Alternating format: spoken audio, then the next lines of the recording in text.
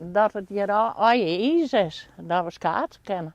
Dat je er ook is, vooral met Ben, in de hoop. Dit beeld joggen ze bij ijsclub van 2 in Houtenhagen en Boelenslone het liefst. Maar toch de minne winters hebben ze nou al 2 jaar net meer rieden. En dat zorgt bij de club voor teleurstelling. Ja, jammer. We hopen dat het in februari dan nog winter wordt.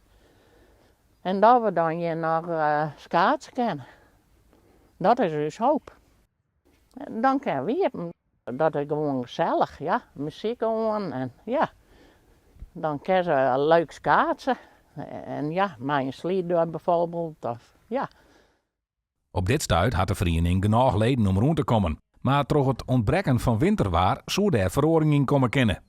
Als het nooit winter is, dan ben er het laatst wel leden die het zeggen wie bedanken.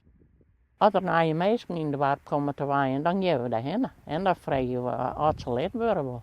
Neeltje zit zelfs al 31 jaar bij de ijsclub en had in haar jonge jaren een soort meters maken. Dit zou ze dan ook graag mee aan willen om haar bandsband. Nou ja, jammer dat het geen winter is. Hè?